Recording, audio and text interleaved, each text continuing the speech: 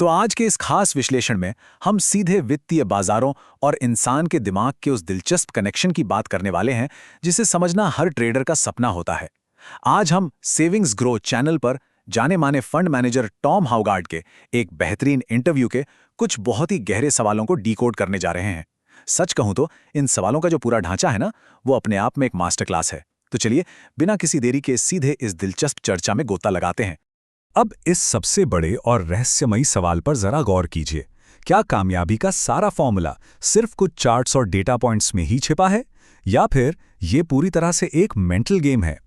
Interviewer असल में Tom से यही पूछना चाहता है कि क्या मनोविज्ञान यानी साइकोलॉजी ही वो इकलौती चीज है जो एक प्रो ट्रेडर को बाकी भीड़ से अलग करती है? और इस मेंटल गेम को समझने के लिए सबसे पहले हमें बाजार की उस कड़वी सच्चाई का सामना करना होगा जिससे कोई नहीं बच सकता। देखिए, इस बात में कोई दो राय नहीं है कि नुकसान हर किसी को होता है। ये एक एकदम पक्की यूनिवर्सल सच्चाई है। टॉम हाउगार्ड जैसे दिग्गज जो अपने भारी मुनाफे के लिए जाने जाते हैं, उनके लिए भी ये बात उतनी ही सच है। बाजार में आप चाहे कितने भी बड़े मास्टर क्यों ना हो, लॉसेस यानी नुकसान से आपकी मुलाकात होनी ही है। तो अगर नुकसान सबको होता है तो फिर खेल में अंतर कहाँ आता है? एक नौसिखिए और एक मास्टर के बीच असली मुकाबला यहीं से शुरू होता है। ये सवाल वाकई बहुत पावरफुल है। जरा सोचिए, क्या हो अगर चार्ट्स पढ़ना और टेक्निकल एनालिसिस करना कोई बहुत बड़ी बात ही ना हो? क्योंकि आज के समय में टेक्निकल स्किल्स तो कोई भी सीख सकता है ना? लेकिन जो चीज़ वाकई एक मास्टर ट्रेडर को डिफाइन करती है वो उनका माइंडसेट है, वो मनोविज्ञान है। इसे एक उदाहरण से समझते हैं। एक नौसिखिया ट्रेडर जैसे ही नुकसान देखता है वो घबरा जाता है और पैनिक में आकर फैसले लेता है। लेकिन एक प्रो, वो अपने सॉलिड साइकोलॉजिकल रूल से बंधा होता है।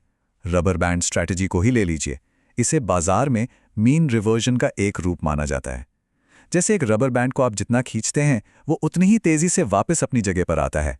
बिल्कुल वैसे ही जब कीमतें अपने मूविंग एवरेज से बहुत दूर निकल जाती हैं तो पेशेवर ट्रेडर्स उनके वापस औसत की ओर मुड़ने यानी स्नैपबैक होने का इंतजार करते हैं।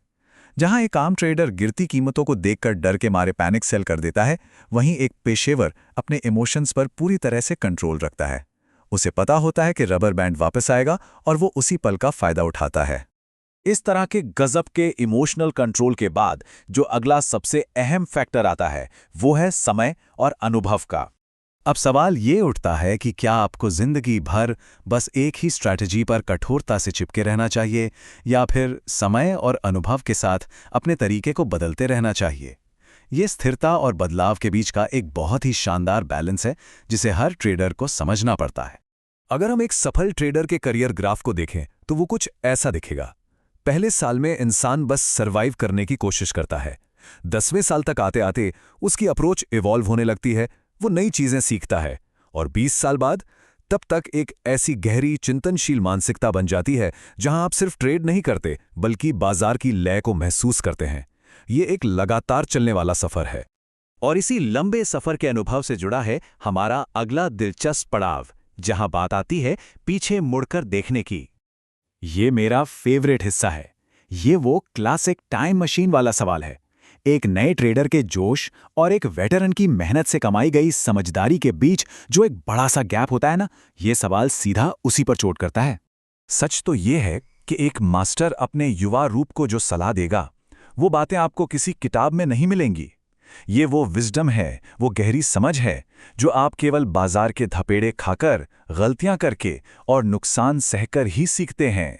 असली पढ़ाई तो चार्ट्स पर नहीं बल्कि उन गलतियों से होती है। लेकिन रुकिए, बात सिर्फ ट्रेडिंग स्क्रीन और बाजारों तक ही सीमित नहीं है। इस चर्चा का दायरा इससे कहीं ज्यादा बड़ा है। इंटरव्यूअर यहां एक बहुत ही जबरदस्त पॉइंट पर आता है। वो पूछता है कि बाजारों के उस भयानक तनाव को झेलने के लिए दिमाग में जो बुलेट प्रूफ मनोवैज्ञानिक कवच हम तैयार करते हैं, क्या वो हमारी पर्सनल लाइफ और हमारी रोजमर्रा की सच्चाई पर भी कोई असर डालता है? और इसका जवाब है बिल्कुल। मार्केट साइकोलॉजी असल में हमारी इंसानी चुनौतियों से निपटने का एक बहुत बड़ा टूल बन जाती है। वापस से उसी रबर बैंड ट्रेड वाले उदाहरण को याद कीजिए। जिस तरह ट्रेड में जब स्थिति बहुत ज्यादा स्ट्रेच हो जाती है और आपको बिना पैनिक किए इमोशनल कंट्रोल रखकर उसके वापस नॉर्मल होने का इंतजार करना पड़ता है, ठीक उसी तरह जिंदगी में भी जब मुश्किलें हमें स्ट्रेच करती हैं तो यही मेंटल ट्रेनिंग हमें शांत रहना और बाउंस बैक करना सिखाती है। ये सीधा सीधा हमारी चेतना को एक नया आकार दे देता है। और इसीलिए बहुत से एनालिस्ट इस विशिष्ट वित्तीय मानसिकता को सिर्फ अपने काम तक सीमित नहीं रखते, वो इसे अपनी रोजमर्रा की जिंदगी, अपने रिश्तों, प्यार और यहाँ तक कि चेतना के सबसे गहरे और जटिल मुद्दों को समझने के लिए भी लागू करते हैं। कुल मिलाकर कहें तो जो अनुशासन आपको एक बेहतर ट्रेडर बनाता है, वही अनुशासन आपको जिंदगी को बेहतर तरीके से हैंडल करना भी सिखाता है। तो इस पूरी चर्चा के अंत में आपके सोचने के लिए एक बहुत ही गहरा सवाल छोड़ना चाहूंगा। एक ऐसी मनोवैज्ञानिक ट्रेनिंग जो भावनाओं को पूरी तरह से किनारे रखकर बिना किसी डर या लालच के कड़े फैसले लेना सिखाती है, वो इंसान के सोचने, महसूस करने और जीवन जीने के तरीके को किस हद तक बदल सकती है। क्या ये कड़ा अनुशासन इंसान को एक मशीन बना देता है या फिर जीवन के उतार चढ़ाव को पूरी तरह से समझने का एक नया नजरिया देता है? इस बारे में जरूर सोचिएगा। इस दिलचस्प विश्लेषण में हमारे साथ जुड़ने के लिए आपका बहुत बहुत धन्यवाद।